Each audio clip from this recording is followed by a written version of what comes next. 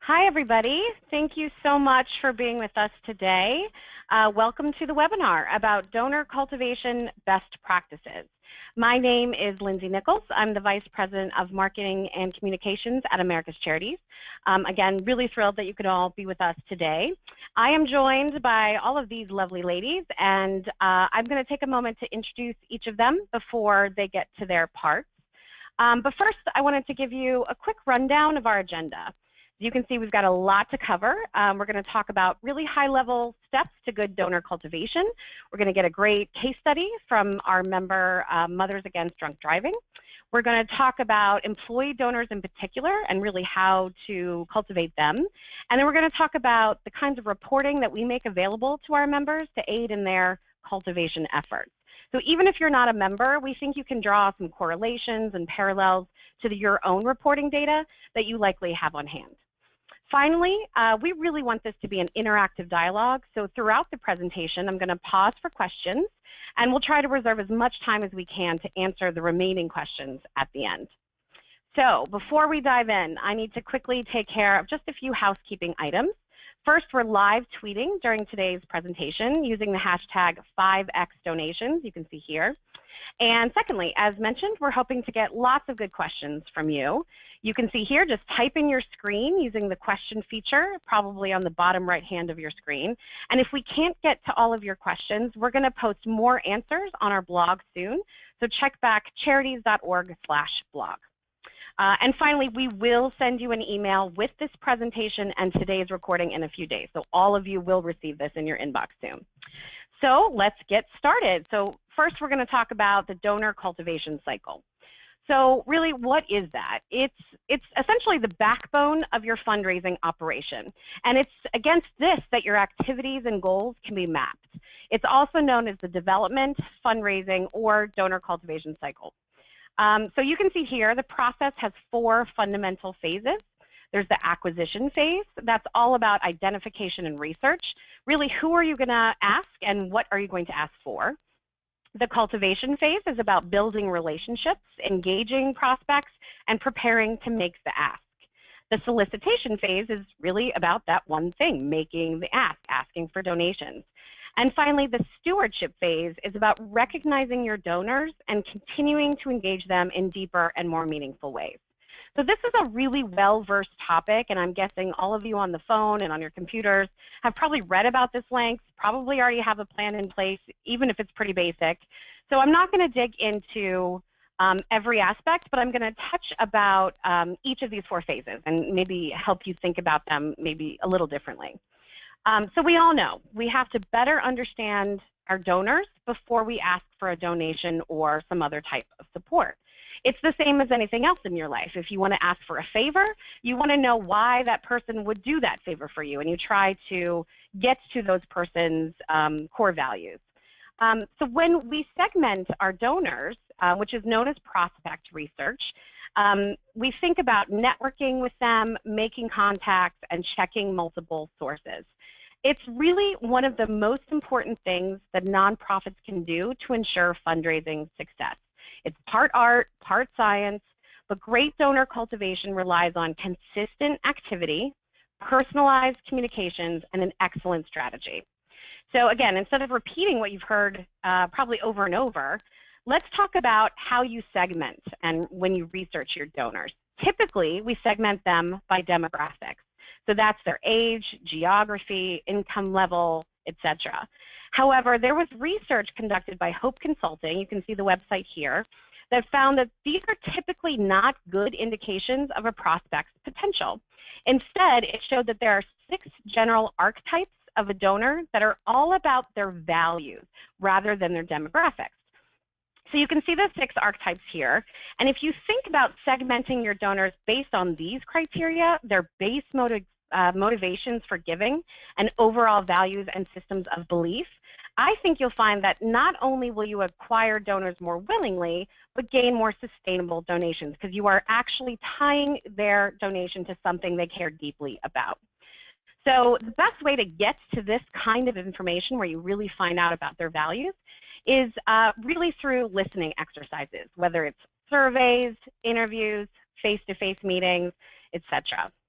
Again, I could say more about this, but I encourage you to check out the Hope Consulting website. There's a ton of good information there. So we talked high level about acquisition. Now let's talk about cultivation and solicitation.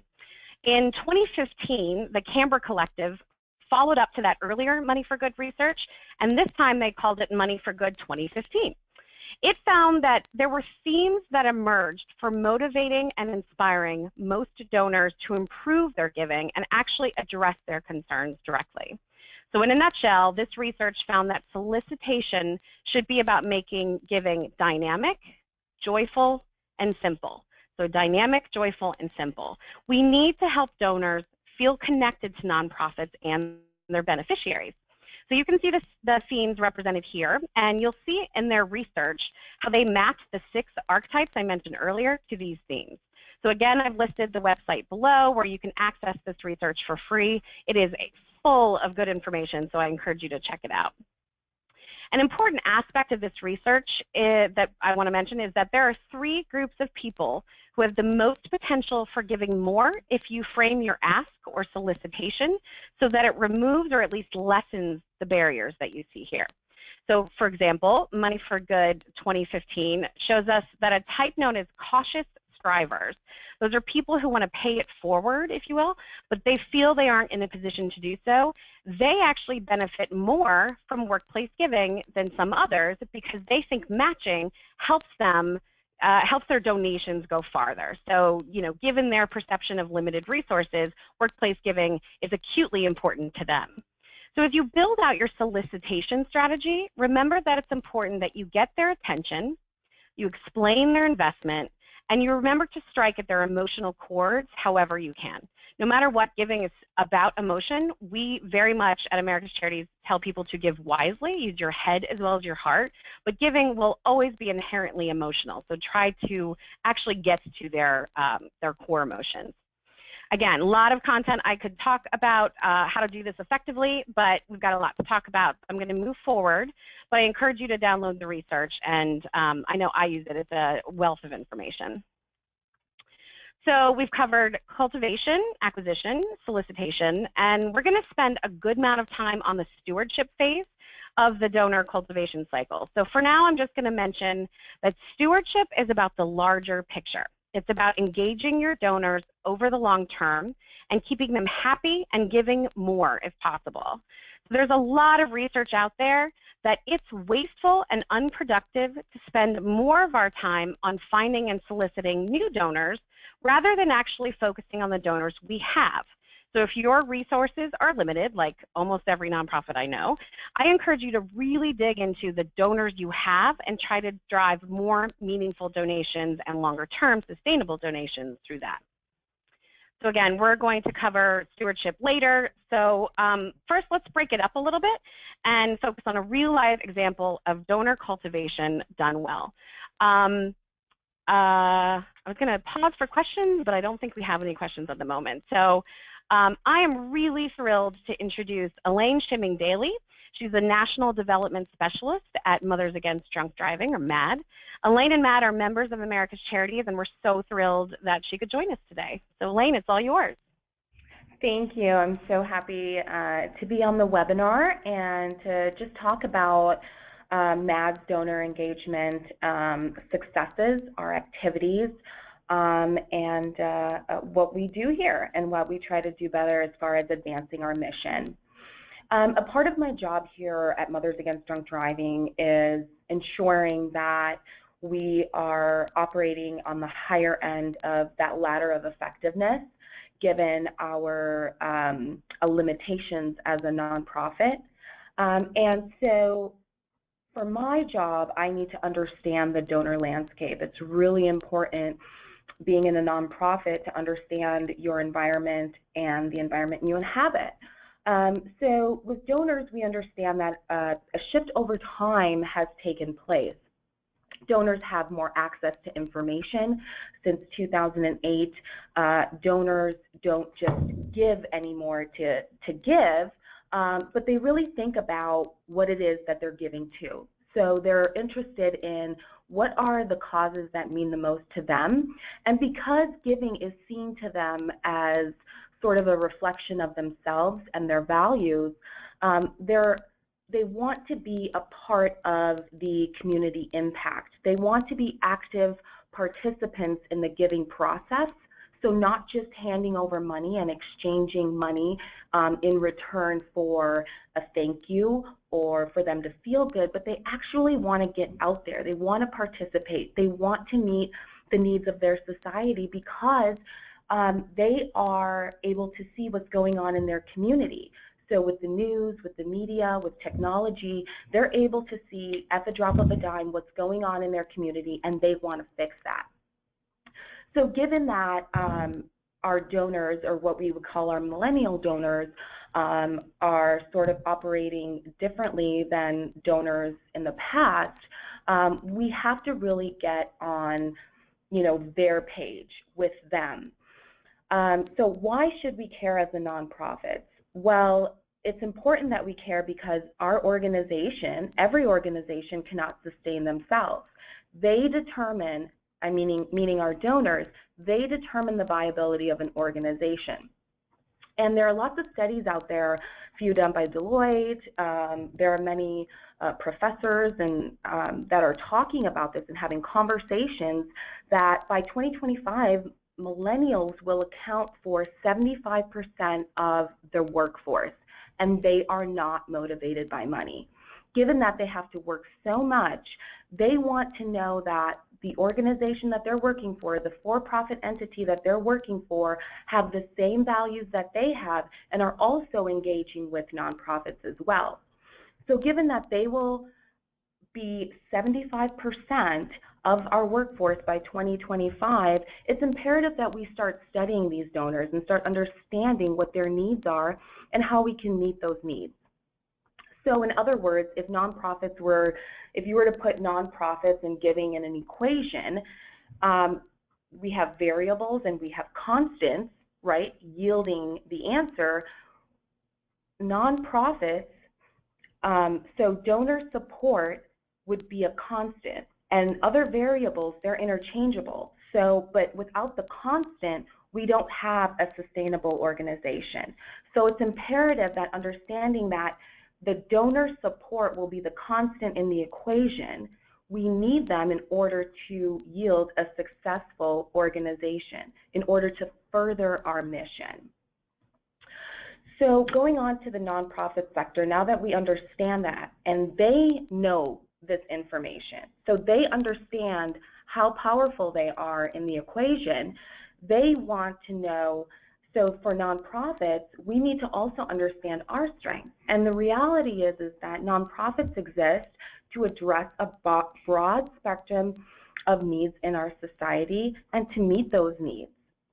So nonprofits' economic impact is that over 1.5 million nonprofits exist in the U.S., and they contribute to over 8.5% in revenue to the national gross domestic product. That's huge. So we understand that nonprofits actually impact the economy in a positive way. So knowing that we meet the needs of our society, how do we intersect the donor trends that are taking place and the nonprofit realities, given that we may not have a lot of bandwidth or capacity, given that we are vulnerable to the fluidity of the economy?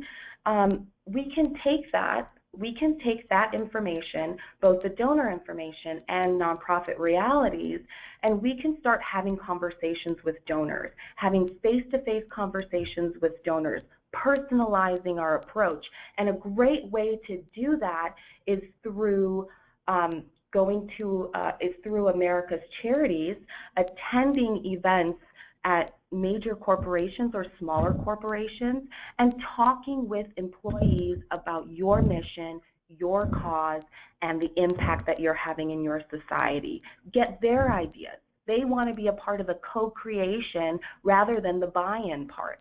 So they want to help us have our mission evolve in the society. So one way that I found at MAD, being that I manage our America's Charities program, is that we really have an opportunity to advertise, or not advertise, but talk a little bit more about what it is that we do and how employees can help us do it better in the community, right? So end drunk driving, help fight drunk driving, and support the victims of those violent crimes. So we are having a conversation with our donors, and we're finding that the responses are overwhelming. They want to know more. And so one thing that we decided to do in 2015 was engage our donors on a more personal level. So we used a program that I manage, our vehicle donation program, and our CEO decided that she would write handwritten, personalized letters to each donor, simply thanking them for donating their vehicle. Not asking them for more, but just thanking them and taking out the time to write that note and send it to them. And the response to that is overwhelming. By Q3 and Q4, our vehicle donations had tripled. Given the background, I'll give you a little bit of history with the vehicle donation program, is that it has been steadily declining over the years.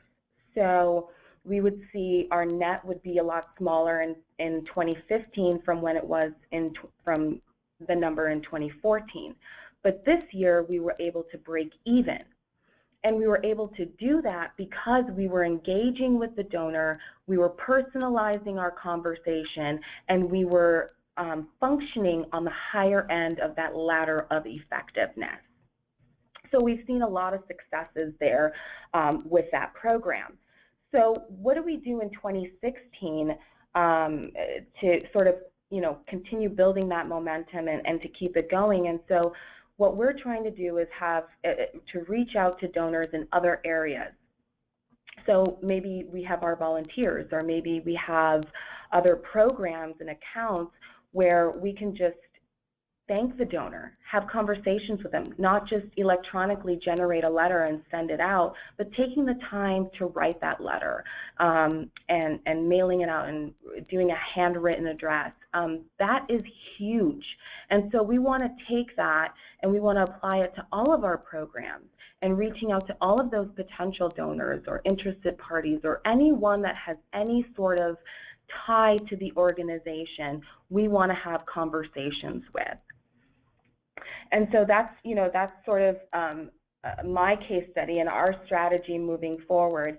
And we just want to encourage everyone out there to, take advantage of the opportunities that America's Charity offers and go to those events, go have conversations, and that's a platform to sort of raise awareness about your mission. Have conversations with them, touch base with them after you meet with them, just thanking them for sharing their thoughts or their opinions or coming by the table, and just continuing to cultivate that relationship, because donors give relative to their means and in relation to what others are giving.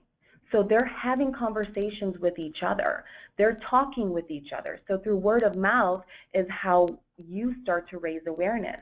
So it makes it even more important and imperative that we get out there and we have those face-to-face conversations, and that we follow up with them and say, hey, I remember you mentioned this, and I think this is great, and I'm going to follow up on this. And those little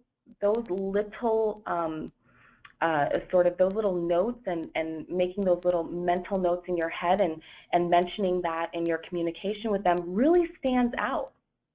So we want to make sure that we're catching our millennial donors early in their giving life cycle and really taking advantage of that here at Mothers Against Drunk Driving. That is fantastic. Thank you so much, Elaine, and true on all levels. So appreciate your perspective. It's so nice to hear how it's really being done. So again, thank you for your time and for being with us. Thank you.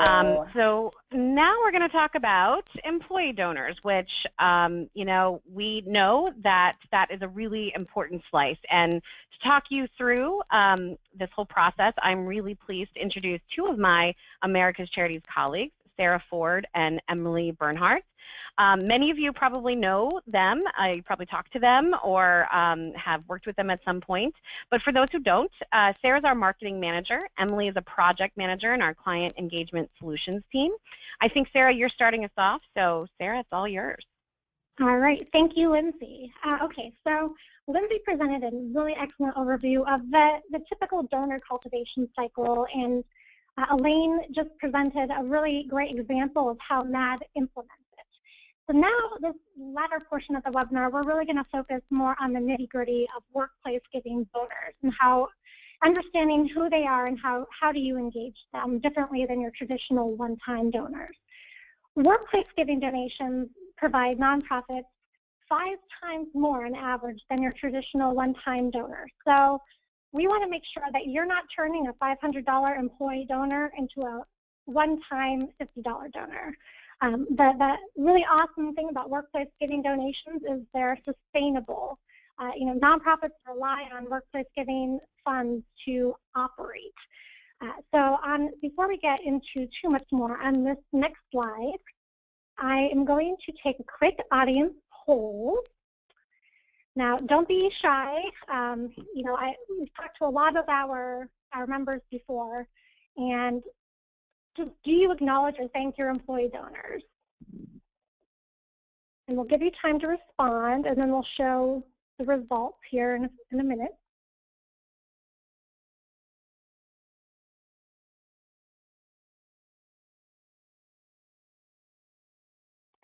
Okay. While you're doing that, oh, go ahead. Sorry, Sarah. Go ahead. Oh, go ahead. No, I was just trying to fill dead air, so keep going. Okay, I'm gonna go ahead and close the poll and share results. Alrighty. So great. So happy to see that kind of result. And for those of you who said no or you're not sure, that's perfectly okay and perfectly normal. You'd be surprised how many people don't thank their employee donors, and there's good reasons for that, which we'll get into in a little bit here. And before I continue, though, I want to take one more quick poll, just to make sure. Okay, when you'll get this employee donor data from various sources, but when you get that data and you enter it into your database, do you tag those employee donors uniquely from your other types of donors in your database? So go ahead and answer, and we'll see what those results are. Okay, and again, it's completely normal if you say no or you're not sure. It's very common. That's one of the reasons we're holding this webinar today, to educate and inform and help you improve your processes so your nonprofit can improve your fundraising and employee donor engagement. So we'll go ahead and close this poll, share the results. So again, really great to see the majority of you said yes, but again, the no and not sure, that's perfectly normal. So we'll continue, Lindsay, with the next slide. Okay, so a major part of a successful employee engagement plan is, first of all, understanding how the workplace giving pledge cycle works. It's very confusing, and it's very different from your traditional one-time donor. Unlike traditional one-time donors who their funds and their contact information you pretty much receive immediately, workplace giving is a little bit different, as you can see in the visual on this next slide.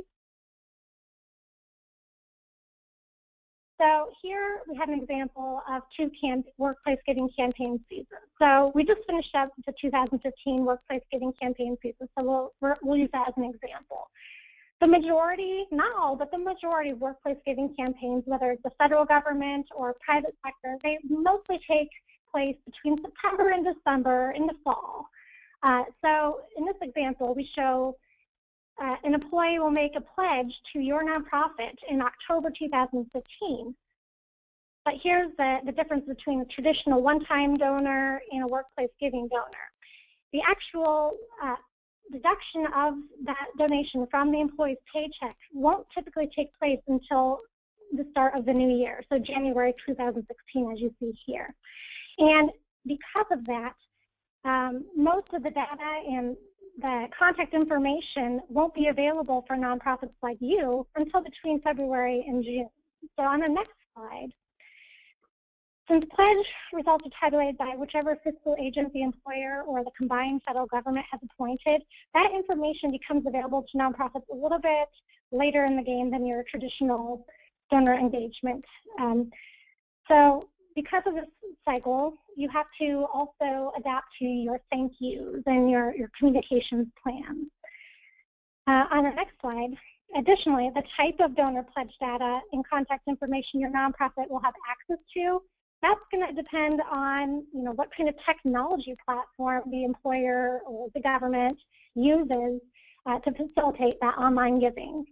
And it also has to do, once again, with who the fiscal agent is. And you'll have any number of those that are providing you information. Before we enter into more of the private sector and just general best practices for communicating to employee donors, there is a difference between employee donors, whether they're in the private sector or if they're a federal donor. So before we continue on to Ruth, I'm going to turn this over to Emily Bernard, who will talk more about the federal donors and the different rules and intricacies involved in communicating specifically to them. So Emily, I'll let you take it from here. Sure. Hi, everybody, and good afternoon. Thank you so much for joining us. I know we have some of our member charities on the phone, but we also have representatives from nonprofits that are not members of ours.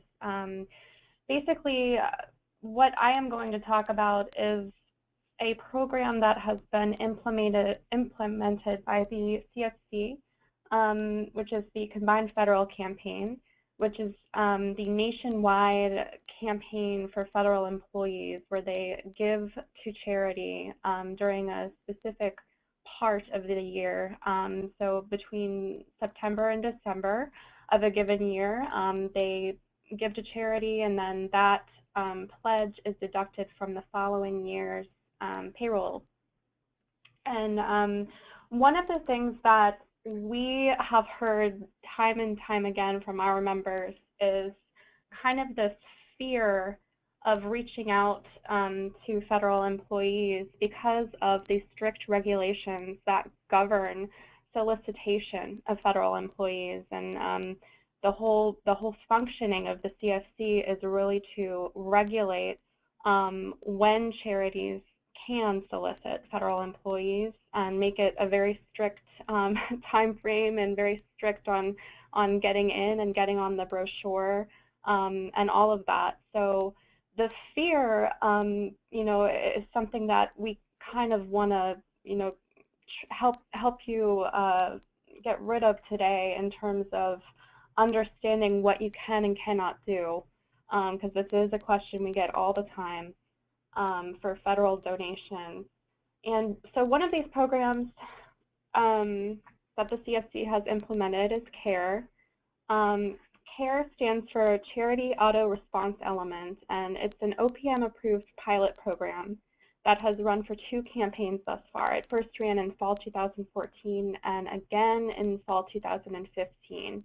And it was tested in 12 local CFC pilot regions. And we are in the process of confirming with OPM that this program will run again in 2016. We don't see any reason why it will not. But again, we're in the process of confirming.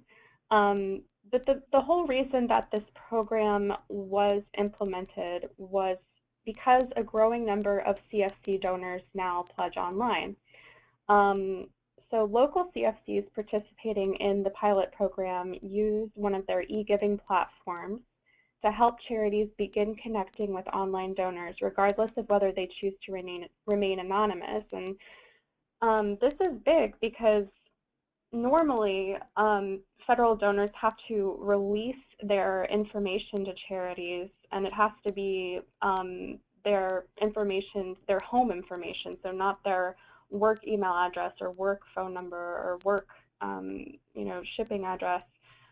So that's a big change in the way that you can reach out to these federal donors through this program. So if a charity elects to participate in the pilot program, then when donors pledge online, so when federal donors pledge online, they will receive an automatic thank you statement and summary of your charity's plans for using their donor contribution. The thank you is tailored by the charity and is meant to further a stronger connection between the donor and the charity while keeping within the CFC rules of not contacting federal donors at work. So if we move on to the next slide, we can kind of see, you know, why is this program important? People who are afraid of contacting federal employees will understand the importance of this. It helps charities contact federal donors who give online who may not otherwise release their contact information to you. So because through the program charities are not allowed to contact federal employees at work, often donors will either opt out of releasing their personal contact information, or they'll accidentally give their work contact information. And then what happens is when those donors who either don't release their contact information or give the wrong kind of contact information, when they don't receive a thank you from a charity, they're not encouraged to give again in the following year's campaign. So this is big. Another reason why it is important is because it is in compliance with all CFC regulations, and it's actually encouraged by the CFC. The thank you message is meant to give donors a better understanding of a charity's cause and how they intend to use the employee's contributions, thereby creating a better giving experience for the donor and a stronger connection between the donor and the charity. So the hope here is that the donor will feel more comfortable releasing his or her contact information to the charity in future campaigns. So the rules, like everything with the federal government, there are rules. And some of these rules can be found below. While it's below the header, while it's still in its pilot program, it is encouraging overall that this program exists, and while it's not perfect, it presents one more way that you can reach out to workplace giving donors that will take maybe 10 minutes to craft and be completely automated on your behalf when a donor gives online. And one of the services that we do provide here to our members is really careful review and editing, if necessary, and discussion with our members on their care letters and uploading that for them onto these e-giving platforms to make sure that they are having that auto thank you. So that is that about care. And I guess I'll turn it back over to you, Lindsay. Thank you, and I think that's our mantra right here. There are rules when it comes to OPM and CFC, so thank you for clarifying that, and thank you, Sarah. I don't think we have any questions at the moment. I do want to remind people that you are welcome to submit questions at any time or through Twitter. But for now, let's continue. We're going to dig into the kinds of data and reporting you can leverage to better cultivate your employee donors. To do that, I'm joined by another of my America's Charities colleagues, Ruth Owens. Again, many of you likely know and love her, but for those who don't know her, she's a charitable funds manager on our funds management solutions team. So again, Ruth, take it away. Hi, everybody, and thank you. Thanks, Lindsay. All of the pledge and the payments come through my department, so we're responsible for the reporting out. And sorry about that.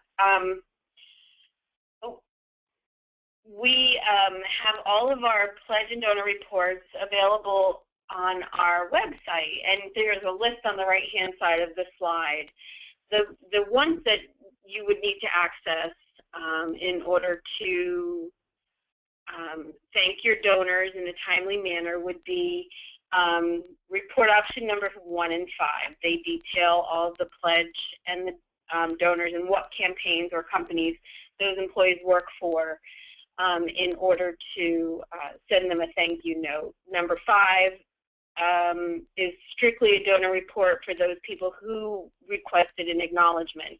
Now we are able to send some donor information with the distributions that we send or transfer to your agency, but not everybody provides that level of detail when they send the payments.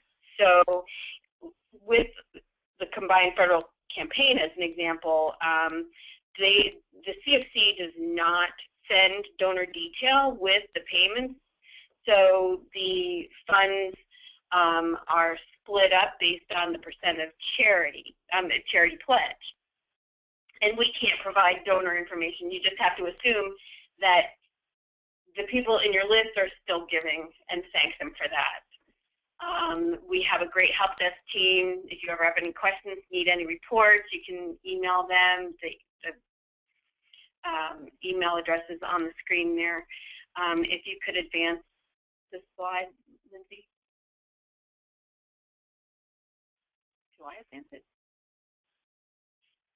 No, I advanced it. I think it takes a minute for it to click through for everyone, but it's technically on the next slide. So. Oh, okay, gotcha. Sorry, I can't. There should be a example of the pledge and donor report that America's Charities has available. Did it flip for everybody? It looks like it's flipped for 98% of the people on the call. For some reason, 2% are not seeing it, and that's you. So I'm hoping it'll catch up any second, Ruth. Well, sorry about the technical difficulties in my day-to-day, unfortunately, with reports, because that's what we're working on now. The pledge and donor reports that we provide, and you'll see from a lot of other fiscal agents, they're pretty similar, typically contains the campaign year, the campaign name, most important, and then the amount pledged and whether or not the donor wants a thank you. And then they'll provide whatever method they want to be thanked. So we've got some private sector campaign pledge and donor information there, as well as the national capital area. And of course, these names have been changed to protect the innocent. So in the case of George Washington on the first line there, we, as an organization, America's Charities, manages the workplace giving campaign for XYZ County. So we can provide the name for you of the individuals, but if they don't want a thank you, we suppress the release of their personal information and email address. So if you could flip to the next slide. Okay, I'm there, but again, it's 2%. Can't get there, so if you can keep going. All right. So some of the best practices that we recommend is that you download these reports on a monthly basis, because they will change, and it is driven by the date that we receive the data. So if we receive the data and we're working on it and get it into the database in January, and you pull a report in and has only February dates in it, then you're only going to get the data from February. It's not going to be all-inclusive unless you use a broad date range when you run the report. So it's important to flag them. One other thing on the pledge and donor report that you saw there, it does give you the campaign type, so you can flag your donors as a CFC giver and what company what CFC they're with, or what company they're working for at the time. So you can include that in your thank you. As it speaks to the tab on this slide here. We can't sell the donor lists, and they shouldn't be resolicited in direct mail appeals. So you'll want to make sure that they're flagged to not receive those communications from you. This slide is pretty much self-explanatory, and I don't think that, other than stressing the fact that you should pull your donor reports, that we need to really go into it much deeper. Your thank yous should contain as much information, but make it tug the heartstrings as much as you can. Make it short and sweet, but right to the point. And there's on the next slide, it will give you a timeline. If you could just maybe make a notation to send thank yous to your employee donors, especially as soon as the information shows up on the list that you receive, and then again in late summer through early September, send them a reminder letter or postcard, and then again maybe mid to late November, another postcard perhaps. And then another tool that is really good to use is a newsletter. I know you'll probably see, to jump back, donors will probably be asking for tax receipts. Their fiscal agent for the workplace giving campaign that they participate in will be the ones that provide them a tax receipt, if it's a private sector campaign especially.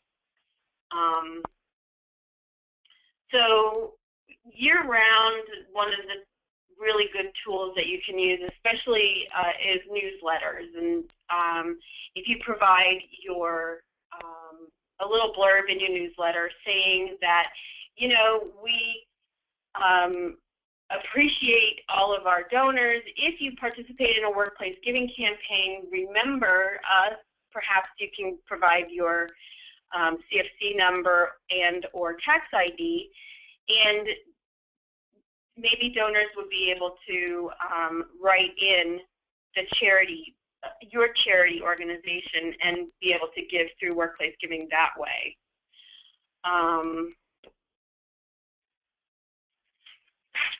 And then on the last slide is a sample thank you letter that is very helpful for providing the information that your donors need when you send them a letter. I think that's everything that I have. If there are any questions. Thank you, Ruth. So yeah, we just had one question that came in. We didn't realize that we could communicate with donors via newsletters, annual reports, etc. So are those types of communication not considered a solicitation? Well, if you're not asking money, it wouldn't be, if you're not asking for a gift, you're just providing them information. And if you just say, hey, you know, if you have a workplace giving campaign or are able to participate in one, don't forget about us. That's not exactly asking for money. It's just putting it in their head that maybe they can give to you that in that manner. That's great. And again, I want to reiterate what Emily mentioned earlier. That's a lot of what we can help with at America's Charities. We spend a lot of time making sure that we meet the requirements and the rules, but you've got a full team here who are adept at kind of crafting those things. So if ever there's a question, certainly send it our way. And I just want to mention that we're going to be sending everyone a toolkit with templates for their own use in employee donor communication. So hopefully we'll get you started off the right way. And so again, Ruth, thank you so much for taking that time. It's now time for Q&A. We only really have one question, so I'm going to pause for just a minute and see if any other questions come in. We've got a little bit of time left, about 15 minutes, so we could end early and everyone could have some time back in their day if we don't get anything. While I'm waiting for questions to come in, I just want to let people know that we have an upcoming free webinar on February 9th at 2 p.m. We're going to hear from our board member, George Weiner of Whole Whale. They are the Google Analytics gurus. They're going to talk about the types of information that Google Analytics can help your nonprofit track, and how that intelligence can help drive your nonprofit's marketing and fundraising success. So we hope you can join us there, and to register, you just go to charities.org/webinars. So we do have two other questions. So one question is, how do you convince staff that it's important to thank donors every chance you get? I lobby that up to the whole team here. I would probably, hi, this is Elaine, Development Specialist at MAD. I think that's a really great question, but I would sort of reframe that, and I would ask them, well, how would you feel if you were donating, and how would you want to be treated? I think that when, if you put yourself in that position as a donor, as a potential donor, sacrificing or giving money away that could go to other needs that they feel are important, I think a thank you letter is the least an organization can do, and writing that and personalizing that, I think, is something that's really important and overlooked. So when we sort of pose the question to that employee, I have had experience with this, it really does change their response. That's great. Thank you so much, Lane. Another question. With some employee giving who give through payroll twice a month, is it better to reach out and ask how they would like to be thanked, or just send a thank you note each time? Well, this is Ruth. I don't think that it's necessary to send a thank you note with each contribution that you receive, especially if it's coming through your federated partner like America's Charities.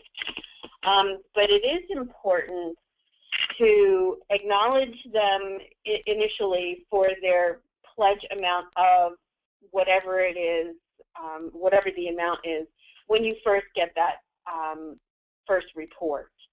The payments might be confusing to donors because while they're seeing the money come out of their paycheck every month, it might not be sent to the charities or the federations until the quarterly marker.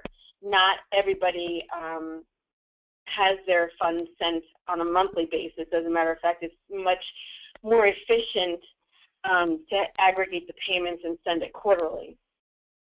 So they would be confused, and it might lead to more questions. So we always recommend that you send an initial thank you of your pledge, and then maybe toward the end, because the funds still come into us through March. So the last payment, we should see the last payment from the fall 2014 campaign now. Like, we'll see that the last payment we should get February should be the latest period, and then you'll see the payment in March. So it's going to be really confusing for a donor if you send the payment, a thank you with the payment information in it. I hope that answered the question. Yeah, I think that was helpful. And I think the CARE program, Emily, that you mentioned earlier, it gives the opportunity to talk to these donors at different times, and the fact that newsletters and other methods are an opportunity. I think it's not about just keeping it to these thank you letters. So that's really helpful. But Ruth, I think I have another question for you. Are individual organizations authorized to distribute tax receipts? We sometimes have individuals request a tax receipt for the workplace giving donations, but she believes donations that run through federations like America's Charities can only be recognized by us. So what's the proper protocol around that? Well, again, if the funds are coming from a fiscal agent, some organizations, all of the fiscal agents have fees that are associated with running these workplace giving campaigns. Now, an employer may or may not opt to pay that fee. Sometimes it could be deducted from the employee contribution. if that's the case, it would be really hard for you to send a tax receipt that reflects the full amount that's been deducted from the employee's paycheck. That being said, usually the fiscal agent will provide a tax receipt that shows what the amount pledged is and what's been received. So it's not necessary for a charity to provide a tax receipt per se, but it is important for you to validate the fact that the donor has given to you, and that will help them with tax preparation if they do get audited by the IRS. And again, you know, all donors should talk to their tax preparers in order to make sure they have all of the necessary information. Excellent. I'm going to give you a break for a moment, and actually, Sarah, there's a question for you. As millennials want to learn more about the impact of their giving, are employers making it easier for charities to reach the donors? And do you have any examples of that? That is a really great question. And unfortunately, the answer is it depends on the employer. Some employers do a really fantastic job about engaging their employees and connecting them directly with the charities. Others, they don't put too much effort into that, so it is on a case-by-case basis. But through our own technology solutions, you know, we recently formed a partnership with CauseCat. So the technology we push out and work with employers on is America's Charities powered by CauseCat. And that platform empowers our employer clients to use storytelling to engage millennials as well as other, you know, it's not just millennials. Boomers never know if they want to know about these charities too. But through storytelling and charity fair events, those are the top two things I've seen employers do really well as far as engaging the younger employee donors and connecting them directly to the charities. I know through America's Charities, every year we gather stories from our member charities, asking them to, we call them success stories. And it's just a sample story of how they have helped their cause area. So with MAD, for example, it'd be a story about a drunk driving incident and how MAD services and programs helped, for instance, a victim's family of drunk driving get through that and become an advocate for stronger regulations against drunk driving. So we would push that story through the employer giving website so that employees could read about this example of how MAD is making an impact. And through that kind of storytelling and connection, that is one way I've seen a lot of our personal clients tackling that whole engagement with millennials. I hope that answers it. That was great. And I think that about wraps it up. We may have a few more questions that come in. We will absolutely address those on a blog post perhaps at another time. But regardless, I just wanted to take a moment to thank all of you ladies who helped present with me, and to everyone on the phone and computer. Thank you so, so much for taking time out of your day. We hope to see you on the next webinar on February 9th. And please reach out to America's Charities if there is anything that we can help you with. We'd love to hear from you. Thanks and have a great day, all.